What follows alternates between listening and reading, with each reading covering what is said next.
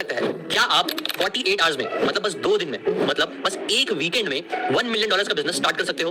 Well, अगर आपका answer है नहीं, हो ही नहीं सकता, तो मैंने क्लिकबेट यूज कर लिया है। तो मैं आपको बता दूं कि ये कोई क्लिकबेट वीडियो नहीं था, कोई गिमिक नहीं है, बल्कि एक्चुअली में इसके पीछे एक स्ट्रैटेजी है जिसका यूज करके खुद ऑथर नोहा कागन ने एक नहीं, 2 नहीं, बल्कि 8 multi million dollar business start किया है। जबकि ऑन द अदर हैंड अगर आपका आंसर पहले ही हाँ था, तब तो ये वीडियो और आपके लिए जरूरी है, बिकॉज आज आप ब्लाइंडली ऑप्टिमिस्टिक रहने के बजाय एक्चुअली में सीखोगे कि कैसे आप ये exactly step by step author की तरह अचीव कर सकते हो। बहुत बहुत पावरफुल बातें डायरेक्टली एक मल्टी मिलियनर की बुक से आपको सीखने मिलने वाली है। बट हाँ, ये $1 मिलियन की बातें फ्री में आपको बताने से पहले मेरी एक रिक्वेस्ट है, वीडियो को एंड तक जरूर देख लेना। आप लोगों के लिए गिफ्ट भी मैंने रखा है, प्लस सब्सक्राइब कर लेना ताकि हमारा ये seeking book summary channel India के 10 मिलियन सब्सक्राइबर क्लब में आ सके, जो सपना आप भी पूरा कर सकते हो। Now let's start. सिद्धार्थ नाम का एक लड़का रहता है जो रहता तो मिडिल क्लास है, पर उसके सपने बहुत बड़े होते हैं। उसे लाइफ में कुछ बड़ा करना रहता है, खुद का बिजनेस करना रहता है, इसीलिए बिजनेस से रिलेटेड कई सारे वीडियोस देखता रहता है, वो शार्क टैंक से सीखता रहता है। बट स्टिल प्रॉब्लम ये है ना कि अभी तक वो बिजनेस स्टार्ट नहीं कर पाया होता है और ऐसे ही डिल्यूजन में जी रहा होता है। नाउ एक दिन उसके कॉलेज में एक बिजनेस का इवेंट होता है जहां पे एक चीफ गेस्ट आता है, एक मिलियनेयर बिजनेसमैन, जो अपनी स्टोरी स्टेज पे जाकर शेयर करता है। नाउ बात ये होती है कि ना उस इंसान की स्टोरी बहुत पावरफुल होती है, जो सिद्धार्थ से बहुत कनेक्ट करती है, क्योंकि उसकी स्टोरी और सिद्धार्थ की स्टोरी कहीं ना कहीं मिलती है। वो भी मिडिल क्लास बैकग्राउंड से आया होता है, बट आज सुपर सक्सेसफुल होता है। नाउ ये स्पीच सुनने के बाद सिद्धार्थ बहुत मोटिवेटेड हो जाता है और तभी वो रियलाइज करता है कि स्पीच खत्म हो चुकी है और ये बिजनेस ओनर जा रहा है, मतलब उसका एक गोल्डन चांस जा रहा है। उसकी दिल की धड़कनें 200 की स्पीड से ज्यादा तेज चलने लग जाती है, वो पसीना पसीना हो जाता है, बट स्टिल वो हिम्मत करके उस बिजनेस ओनर के पास चला जाता है और बोलता है, सर क्या मैं आपसे सिर्फ 2 मिनट बात कर सकता हूँ? ना पहली बार में वो बिजनेसमैन उसे थोड़ा सा इग्नोर करता है, बट फिर वो वापस से बोलता है, सर प्लीज सिर्फ 2 मिनट। इसके बाद वो बिजनेस ओनर रुकता है और पूछता है, how can I help you? वो बोलता है, सर मेरे पास बहुत सारे आइडियाज हैं और मैं आपकी तरह बनना चाहता हूँ, प्लीज हेल्प मी। और ये सुनने के बाद बिजनेसमैन थोड़ा हेजिटेट करता है, 1-2 सेकंड सोचता है, बट फिर वो जब सिड की आंखों में वो चमक और भूख दिखता है सक्सेस पाने की, तो उसे उसका बचपन याद आ जाता है। जिसके बाद वो मुस्कुराते हुए बोलता है, देखो बेटा, यहाँ से अभी जो मेरी नेक्स्ट मीटिंग है वो 15 मिनट दूर एक लोकेशन पे है। तुम्हारे क्वेश्चन का आंसर मैं 1 मिनट में तो यहाँ कर नहीं सकता हूँ, बट अगर तुम चाहते हो तो मेरे साथ वहां तक चलो और रास्ते में जितने भी क्वेश्चन तुम्हें पूछना है तुम पूछ सकते हो। तो ये बात सुनने के बाद सिद्धार्थ की खुशी का ठिकाना नहीं रहता है। तभी वो देखता है कि सामने एक रोल्स रॉयस आती है चमकती हुई। वो देख के और ज्यादा इंप्रेस हो जाता है, यार रोल्स रॉयस जिसके वो कभी सपने भी नहीं देखता था, वैसी गाड़ी में आज उसे बैठने का मौका मिलता है। वो जैसी गाड़ी के अंदर जाता है उसे लगता है कि वो एक दूसरी दुनिया में आ गया है, अलग सा ही माहौल होता है। वो उस फीलिंग को एंजॉय कर ही रहा होता है। तभी वो बिजनेसमैन पूछता है कि बताओ how can I help you? अब सिद्धार्थ इतना ज्यादा ओवरवेल्म्ड और शॉक्ड और अच्छा फील कर रहा होता है कि उसे समझ में नहीं आता कि पूछूं क्या। वो बस जैसे तैसे करके मुंह से बोलता है, सर मुझे ना कैसे भी आपकी तरह बनना है, प्लीज बताओ मैं कैसे बिजनेस कर सकता हूँ। ना वो बिजनेस ओनर ऑब्वियसली उसका नर्वसनेस समझता है और बोलता है कि देखो अच्छी बात ये है कि तुमने मुझसे पूछा और तुम लकी भी हो, बिकॉज़ बात ये है कुछ साल पहले ही जब मैं तुम्हारे जैसा था तब मुझे तो ऐसा मेंटर किसी ने समझाया नहीं, बट मुझे एक बुक मिली थी। उस बुक ने मेरे सारे डाउट बिजनेस से रिलेटेड क्लियर कर दिए थे और टू बी ऑनेस्ट वो बुक ही वो रीजन है जिसकी वजह से आज मैं इतने मल्टी मिलियन डॉलर का बिजनेस खड़ा कर पाया हूं। और आज मैं तुमको वही बातें बता देता हूं एक एक करके। ये बिजनेस ओनर सिद्धार्थ को समझा ही रहे होते हैं, तभी उन्हें एक अर्जेंट कॉल आता है। कॉल में ना उनको मालूम पड़ता है कि उनको एक अर्जेंट डॉक्यूमेंट साइन करके एक बिजनेस के लिए देना है। तो वो अपने टैब निकालते हैं और उसको डॉक्यूमेंट चेक करके उसमें साइन करने लगते हैं। तभी सिद्धार्थ पूछता है, सर ऐसे डायरेक्टली ऑनलाइन भी सिग्नेचर करके काम हो सकता है बिजनेस का? मिस्टर बीस उसके ऊपर मुस्कुराते हुए बोलते हैं, हां क्यों नहीं होता है। इससे रिलेटेड एक स्टोरी भी थी जो इस चीज से रिलेटेड है। बात ये है ना कि नोहा को एक बिजनेस स्टार्ट करना था 48 आवर्स में। तो नोहा ने एक चीज नोटिस करी, एक सॉफ्टवेयर कंपनी थी पर्टिकुलरली जो ऐसी ऑनलाइन डॉक्यूमेंट साइन करा के बिजनेस के काम करती थी। छोटा सा काम कराने के लिए जो कंपनी थी वो $50 की मंथली सब्सक्रिप्शन फीस देती थी। बस ये सिंपल चीज करके वो जो कंपनी थी वो $12 बिलियन की कंपनी बन चुकी थी। ये वाली जो प्रॉब्लम थी डॉक्यूमेंट साइन करके किसी को भेजने की, वो एक्चुअल में जेन्युइन प्रॉब्लम थी जो नोहा ने खुद भी अपनी लाइफ में नोटिस किया था। इसीलिए उन्होंने एक सॉफ्टवेयर लॉन्च किया जिसको उन्होंने बिना सब्सक्रिप्शन के सिर्फ $100 में लाइफ टाइम एक्सेस दे दिया, जो बिजनेस उनका काफी अच्छा चला। और ये चीज उन्होंने अगेन 48 आवर्स में करी थी। तो ये भी अगेन देखो तुम्हारे लिए एक लेसन है जो तुमको करना चाहिए। सिद्धार्थ पूछता है, सर तो आप भी क्या नोहा जी का सॉफ्टवेयर यूज कर रहे हो? मिस्टर भी मुस्कुराते हुए बोलते नहीं, मैं उससे एक बेटर प्लेटफॉर्म यूज कर रहा हूं अपने कई सारे काम करने के लिए। वो बोलते देखो सिद्धार्थ, डॉक्यूमेंट साइन करके देना ये तो बस एक चीज होती है, ऐसी और भी बहुत सारी चीजें होती है। जब तुम बिजनेस स्टार्ट करोगे तो तुमको पता चलेगा, जैसे कि website creation, invoicing, accounting, project management, inventory देखना और भी बहुत कुछ। वो सारी चीजें मैं एक ही प्लेटफॉर्म का यूज करके करता हूं जो कि काफी अच्छी है। उसका नाम है ओडू। तुम भी इसको जरूर यूज करना। ओडू बेसिकली एक all in one business management software है जो एंटरप्रेन्योर्स के day to day management process को सिंप्लीफाई करता है। और अच्छी बात ये है तुम्हारे लिए ओडू का पहला ऐप एकदम फ्री टू यूज होता है, वो भी पूरी लाइफ के लिए, जहां तुमको कोई भी क्रेडिट कार्ड या फ्री ट्रायल के लिए कुछ भी पे करने की जरूरत नहीं पड़ेगी। तुम्हारे लिए तो और अच्छा ही है, जब तुम स्टार्ट करोगे तो ये जरूर यूज करना। अभी जैसे फॉर एग्जांपल मैं भी काम कर ही रहा हूं तो तुमको ये भी सिखाई देता हूं। ओडू की देखो ये सिग्नेचर एप्लीकेशन तुमको ऑनलाइन डॉक्यूमेंट सेंड करने में, उसे साइन करने में और अप्रूव करने में हेल्प करती है, जो मैं भी कर रहा हूं। जैसे फॉर एग्जांपल डॉक्यूमेंट में देखो तुम मेंशन कर सकते हो क्या क्या डिटेल्स तुमको डालनी है नहीं डालनी है, जैसे कि नेम, डेट, ईमेल, सिग्नेचर और जो भी तुमको चाहिए उससे रिलेटेड तुम फील्ड यहां पे सिलेक्ट कर सकते हो। उसे इजीली अपने डॉक्यूमेंट में जहां चाहिए वहां पे डाल सकते हो, ट्रैक करके भी डाल सकते हो। कौन सी फील्ड मैंडेटरी है, कौन सी नहीं, किसको क्या फिल करना है, सब कुछ मेंशन कर सकते हो। डॉक्यूमेंट फिलिंग का ऑर्डर भी सेट कर सकते हो, जिससे कि आपका साइन और डेटा ऐड करने के बाद ही डॉक्यूमेंट आपके क्लाइंट के पास जाएगा। साइन करने के लिए भी आपके पास 3 ऑप्शंस है, ऑटोमेटिक सिग्नेचर, अपना सिग्नेचर खुद से ड्रॉ कर लो, या तो अपने सिग्नेचर का पिक्चर अपलोड कर लो।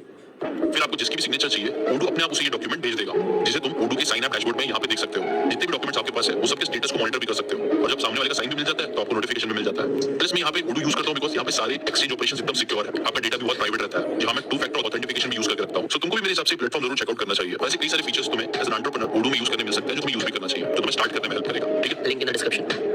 वो बिजनेस ओनर बोलता है, देखो बड़ा बिजनेस क्रिएट करने के लिए तुमको सिर्फ 3 पार्ट्स को समझना जरूरी है।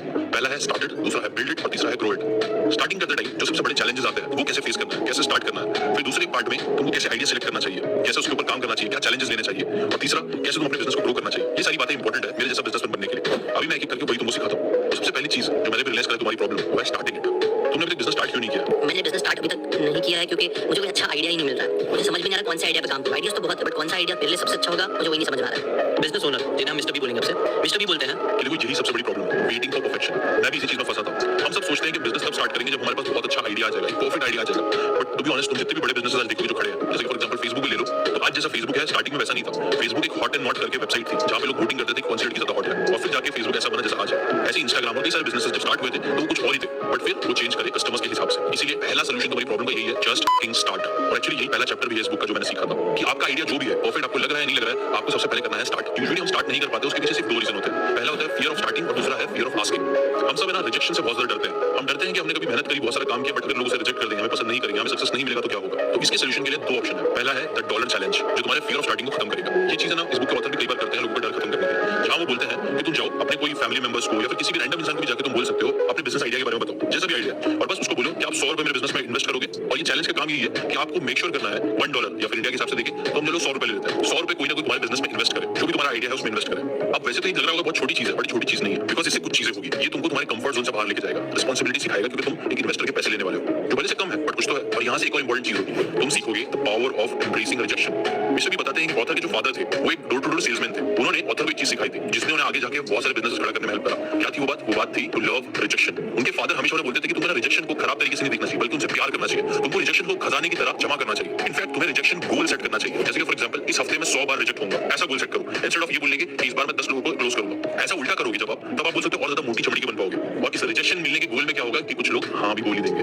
इसलिए ये है पहला चैलेंज। और दूसरा चैलेंज जो तुम्हें लेना है वो है द कॉफी चैलेंज, जो तुम्हें सिखाएगा प्रैक्टिस ऑफ आस्किंग। इस चैलेंज में तुम्हें क्या करना है कि तुम कहीं भी जब जाते हो कुछ खरीदने के लिए, जैसे कि फॉर एग्जांपल कोई कॉफी शॉप में जा रहे हो, मैकडॉनल्ड जा रहे हो, कहीं भी खाने जा रहे हो, तो जाकर उन लोगों को पोलाइटली बोलो कि मुझे 10% डिस्काउंट चाहिए और कोई जस्टिफिकेशन मत दो। ये चीज मैंने भी ट्राई करी थी, बस एक स्माइल के साथ आपको रिक्वेस्ट करनी है। मैक्सिमम चांस है ऑलमोस्ट हमेशा तुमको रिजेक्शन ही मिलेगा इस चीज में, बट यहाँ पे भी पॉइंट यही है कि रिजेक्शन लेना है। जैसे कि मैंने पहले बताया, ये जो एक्सरसाइज है ये बड़े बड़े प्रोफेशनल करने से भी डरते हैं, बट अगर तुम ये चीज कर लोगे जैसे कि मैंने भी किया था, तो तुम्हारा फियर ऑफ स्टार्टिंग और फियर ऑफ आस्किंग, ये दो क्रूशियल चीज को तुम ओवरकम कर लोगे, जो 99% लोगों को कभी स्टार्ट करने नहीं देती है। अब ये बातें सुनने के बाद सिद्धार्थ काफी एक्साइटेड होता है, पर वो बोलता है सर आपने बिल्कुल सही कहा, रिजेक्शन से बहुत डर लगता है, मुझे लोगों से कुछ भी पूछने में डर लगता है। हो सकता है यही रीजन हो जिसकी वजह से मैंने अभी तक स्टार्ट नहीं किया। एक्जेक्टली यही रीजन है। 99% टाइम ऐसे ही होता है, लोग स्टार्ट नहीं कर पाते क्योंकि वो डरते हैं। और वो डर को खत्म करने का ये दो चैलेंजेस बेस्ट तरीका है। सर पक्का मैं ये दोनों चैलेंजेस तो करूंगा ही करूंगा। इसके बाद आते हैं हम पार्ट 2 बिल्डिंग। जब भी कोई इंसान बिजनेस स्टार्ट करता है तो वो दो में से कोई एक अप्रोच लेता है। पहला होता है फाउंडर्स अप्रोच और दूसरा होता है कस्टमर्स अप्रोच।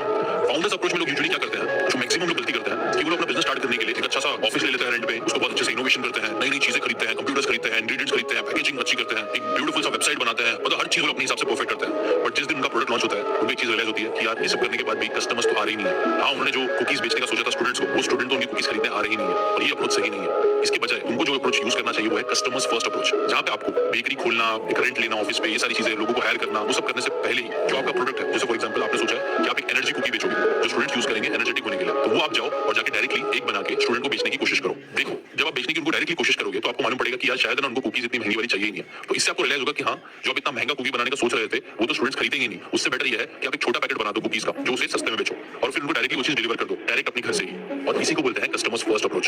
ये वाली गलती ऑथर ने भी एक बार करी थी जब उन्होंने बेट एडवोकेट करके एक बिजनेस लॉन्च किया था, जहां उन्होंने सोचा था कि वो फैंटेसी स्पोर्ट्स बेटिंग ऐप बनाएंगे। अब कॉन्सेप्ट काफी ट्रेंड में था, काफी अच्छा था, बट बात ये थी ना कि जब उन्होंने उस चीज को लॉन्च करा तो उन्होंने देखा कि कोई भी यूजर उसको यूज करने आ रहा नहीं था, बेट नहीं कर रहा था। बट हाँ ये था उनका फाउंडर्स अप्रोच जो कि गलत साबित हुआ। बट फिर उन्होंने इसके बाद हार नहीं मानी और वो कस्टमर अप्रोच पे फोकस करने लगे, मतलब वो देखने लगे एक्जैक्टली कि कस्टमर्स को क्या पेन पॉइंट हो रहा है और वो कैसे उसे सॉल्व कर सकते हैं। जब उन्होंने इसके ऊपर फोकस किया तो उन्हें मालूम पड़ा कि ना मार्केट में से बहुत सारे हाई पेइंग प्रोसेसिंग फीस वाली बिजनेसेस थे और ऐसी बहुत सारी कंपनीज थी जो फेसबुक के गेम्स बनाते थे और उनको बहुत ज्यादा फीस देनी पड़ती थी इन बिजनेसेस को। यहाँ पर उनको अपॉर्चुनिटी देखी तो उन्होंने उसको चेंज करके गैम्बिट करके पेमेंट प्रोसेसिंग सर्विस चालू करी फेसबुक गेम्स के लिए, जहां पर उन्होंने बहुत लोअर कमीशन रेट्स लिए एक्जिस्टिंग सॉल्यूशन से। और बस फिर क्या था, क्योंकि वो लोगों को बेटर सर्विसेज दे रहे थे कम प्राइस में, उनका वो बिजनेस रॉकेट की तरह उड़ने लग गया बहुत जल्दी और ये उन्होंने एक हफ्ते के अंदर कर दिया। ऐसे ही तुम भी ना हमेशा कस्टमर फर्स्ट अप्रोच रखो। अब सिद्धार्थ को ये सारी बातें सुनने में अच्छी लगती है, बट वो बोलता है सर ये सब चीजें काफी पावरफुल है, मैंने इसको नोट डाउन भी करके रखी है, बट एक्जैक्टली मैं स्टेप बाय स्टेप कैसे स्टार्ट कर सकता हूं मेरा बिजनेस आइडिया, आप वो मुझे बताइए। तो मिस्टर भी बोलते हैं ठीक है बताता हूं। तो सबसे पहले अपना $1 मिलियन बिजनेस खड़ा करने के लिए तुमको स्टेप 1 करना पड़ेगा, वो है फाइंड योर प्रॉफिटेबल आइडिया। और इसमें तुमको ये चीज समझनी है कि कस्टमर ना तुम्हारे आइडिया के लिए केयर नहीं करते हैं, बट वो लोग केयर करते हैं इस बात के लिए कि क्या तुम उनकी कोई प्रॉब्लम सॉल्व कर पा रहे हो। और ये कर पाने के लिए, अच्छा आइडिया सिलेक्ट कर पाने के लिए तुम्हारे पास 4 तरीके हैं। पहला तरीका है सॉल्व योर ओन प्रॉब्लम। जैसे फॉर एग्जांपल एक एंटरप्रेन्योर है शेन हीथ नाम के, जिनको ना कॉफी पीना बहुत पसंद था, बट जब भी वो उसको पीते थे तो उनको थोड़ा सा एंशियसनेस होने लग जाती थी और इसके बाद थोड़ा उनको एनर्जी तो मिलती थी बट फिर वो बहुत ज्यादा डाउन फील करते थे। और ये वाली प्रॉब्लम उन्होंने नोटिस करा था, उनको है और कई सारे लोगों को है, बट स्टिल लोग कॉफी पे कॉफी पीते रहते हैं। इसके बाद क्या हुआ कि जो शेन है वो एक दिन हमारे इंडिया में आए। इंडिया में आके उनको मालूम पड़ा मसाला चाय के बारे में। शेन ने जैसे ही मसाला चाय पिए उनको टेस्ट में इतनी अच्छी लगी और उनको जो कैफीन की चाहिए था वो भी उससे मिल गया, जिसकी वजह से उनको आइडिया आया। उन्होंने यहाँ पे इन्वेंट किया मड बटर। ये बेसिकली जो मड था वो एक मसाला चाय थी जो कॉफी की रिप्लेसमेंट थी, जिसमें थोड़े एडेड हेल्थ बेनिफिट्स भी उन्होंने डाल दिए। ये लॉन्च करने के बाद वो क्या करते थे, कहीं भी ऑफिस में जा रहे हैं यहाँ वहाँ लोगों से मिल रहे हैं तो अपने हाथ में वो एक मग रखते थे मड का, जिससे ऑब्वियसली लोग क्यूरियस हो जाते थे कि यार ये क्या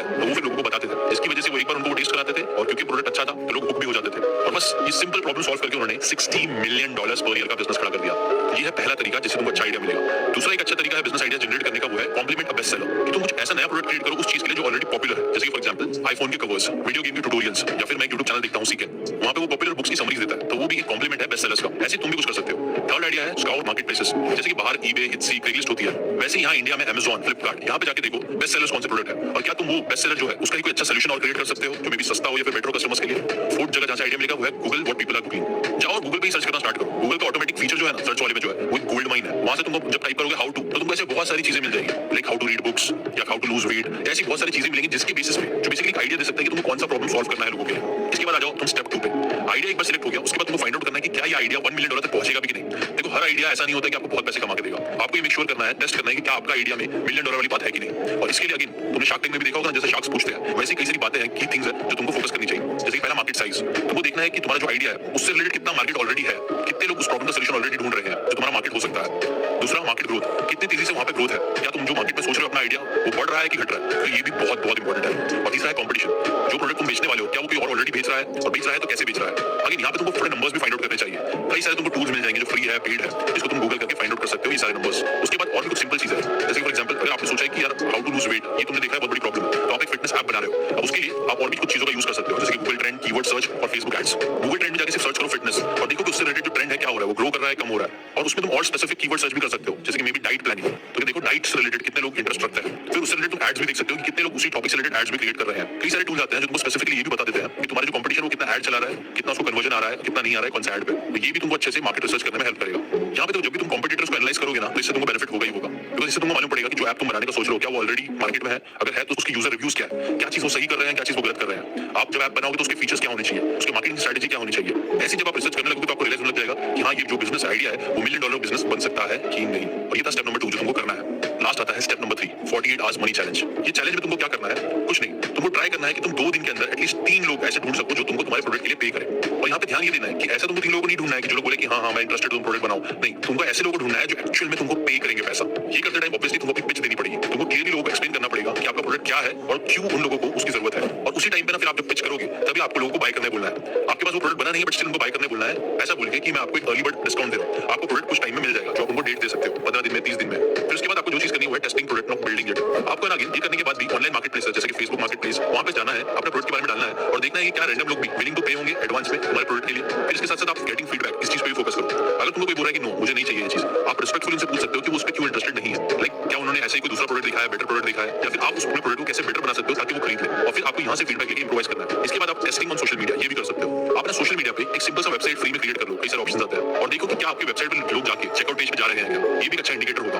और लास्ट एक गोल सेट करो, एटलीस्ट कम से कम 3 सेल इन 48 आवर, ये तुम्हारा अल्टीमेट चैलेंज होगा। जब तुम एक बार 3 कस्टमर्स लेके आ जाओगे 2 दिन के अंदर, तो तुमको रियलाइज होगा कि हाँ इसमें कुछ तो दम है। अब 3 बहुत ही कम नंबर है, तुम ट्राई करो, इससे भी ज्यादा लेके आ सकते हो तो वेल एंड गुड है। जितने ज्यादा नंबर आएंगे उतना ज्यादा तुमको रियलाइज होगा तुम सही डायरेक्शन में हो। बस इतना करो। ये सेम चीजें मैंने भी करी थी अपने प्रोडक्ट के लिए, अपनी सॉफ्टवेयर कंपनी के लिए, और ट्रस्ट मी ये सारी चीजों ने ही मुझे एक अच्छा प्रोडक्ट बना के बेचने में हेल्प करा, जिसके जैसे कुछ सालों के अंदर ही मैं भी मिलियनर बन पाया। तो तुम ये चीज जरूर चालू करो। मिस्टर बी ये सारी बातें समझा ही रहे होते हैं सिद्धार्थ को, तभी गाड़ी रुक जाती है, उनका लोकेशन आ जाता है जहां उनकी मीटिंग होती है। मिस्टर बी बोलते हैं देखो पार्ट 3 ग्रो इट, ये मैंने तुम्हें अभी नहीं बताया क्योंकि टू बी ऑनेस्ट अभी तुमको इसकी जरूरत भी नहीं है। जितनी तुमको बातों की जरूरत थी मैंने सब तुमको बता दिया। अब जितनी बातें मैंने बताई अगर तुम सब अप्लाई कर लोगे तो फिक्र मत करना, आगे की चीजें बताने के लिए मैं तुमसे जरूर वापस से कनेक्ट करूंगा। ये बोल के मिस्टर बी उसे अपना कार्ड दे देते हैं और वहां से निकल के जाने लगते हैं। सिद्धार्थ जो होता है उन्हें थैंक यू बोलता है और उनसे प्रॉमिस करता है आने वाले 2 दिन में अपना कुछ ना कुछ बिजनेस स्टार्ट जरूर करूंगा और आपको उसका अपडेट भी दूंगा sir, thank you so much. तो सिद्धार्थ यहाँ से चले जाता है पूरे जोश के साथ अपना खुद का नया बिजनेस स्टार्ट करने के लिए। अब इसके बाद क्या होता है, अगर आप इस जानने में इंटरेस्टेड हो या फिर आप पार्ट 3 ग्रो इट जानने में इंटरेस्टेड हो तो आप मुझे कमेंट करके जरूर बताना। इसकी आगे की कहानी और इसके आगे के लेसन उस बुक के मैं आपके साथ जरूर शेयर करूंगा। बट जैसे कि सिद्धार्थ ने भी चैलेंज लिया है, मैं चाहता हूँ आप भी चैलेंज लो। आने वाले 48 आवर्स में जो भी आपका आइडिया है, इस बुक की जो भी बातें इस वीडियो में बताई गई है, उन बातों के हिसाब से उसको प्रैक्टिकली करना स्टार्ट करो। कुछ तो करो, एक्शन लो, कैसा आप फील करते हो करके जरूर बताना। और जैसे कि मैंने आपको बताया था, अगर आप अभी तक टिके हुए तो आप लोग के लिए गिफ्ट भी है। तो गिफ्ट यही है कि जितनी बातें मैंने वीडियो में बताया प्लस पार्ट 3 ग्रो इट की जो बातें हैं वो मैंने एक पीडीएफ में करके बता दिया। अगर आपको भी जानना है पार्ट 3 बुक में इस बुक में क्या सिखाया गया है, ग्रो कैसे करना है बिजनेस को, उसकी पूरी फ्री पीडीएफ लिंक मैंने डिस्क्रिप्शन में दी है, वो जाके आप ले लो, कंप्लीटली फ्री है। वहां से जाओगे तो आप हमारे बुक क्लब का मेंबर भी बन जाओगे, जहां मैं बुक्स की अमेजिंग बातें फ्री में शेयर करता रहता हूं। ऐसी कई सारी 1 page PDF, 2 pages PDF summaries वहां पे आपको मिल जाएगी जो मेरी तरफ से आप लोगों के लिए गिफ्ट है, तो वो जरूर चेकआउट करना। बट मैं आपको रिकमेंड करूंगा कि पार्ट 3 पे जाने से पहले आप पार्ट 1 पार्ट 2 खुद प्रैक्टिकली अप्लाई करो, बिकॉज़ देखो बुक्स की बातें सिर्फ सीखना इंपॉर्टेंट नहीं है बल्कि उनकी बातों को अप्लाई करना इंपॉर्टेंट है, बिकॉज़ अप्लाई करने से ही आपको रिजल्ट्स मिलेंगे। तो वो चीज को याद रखो, जाके अप्लाई करो सिद्धार्थ की तरह। बाकी अगर आप चाहते हो इसका नेक्स्ट पार्ट बने इस वीडियो का जहां पे हम पार्ट 3 डिस्कस करें, जहां आप जानना चाहते हो कैसे सिद्धार्थ ने इन चीजों को अप्लाई किया और क्या रिजल्ट उनको मिला, अगर आप इसमें इंटरेस्टेड हो तो कमेंट करके जरूर बताना। और आगे की बातें सीखने अगर आप चाहते हो कि आगे की बातें भी मैं वीडियो बना के बताऊं तो उसके लिए भी कमेंट करके जरूर बताना। मैं नेक्स्ट वीडियो जल्दी बना दूंगा इसके ऊपर। और हां अगर मैंने ऑलरेडी बना चुका है वीडियो तो ये उसकी लिंक मैं यहां पे दे दूंगा, ये वीडियो आप जाके देख सकते हो। ये बेसिकली आपका नेक्स्ट पार्ट होगा इस वीडियो का अगर मैं बनाऊंगा तो। और जैसे कि इस वीडियो में मैंने बताया था ओडू के बारे में, ओडू एक बहुत ही इंटरेस्टिंग प्लेटफॉर्म है जहां पे आप सिर्फ ये एक प्लेटफॉर्म का यूज करके मल्टीपल चीजें कर सकते हो अपने बिजनेस को ऑर्गेनाइज करने के लिए, जो बहुत जरूरी है। तो उसमें अगर आप इंटरेस्टेड तो लिंक मैंने डिस्क्रिप्शन में दे दिया है, वहां से जाके आप यूज कर सकते हो।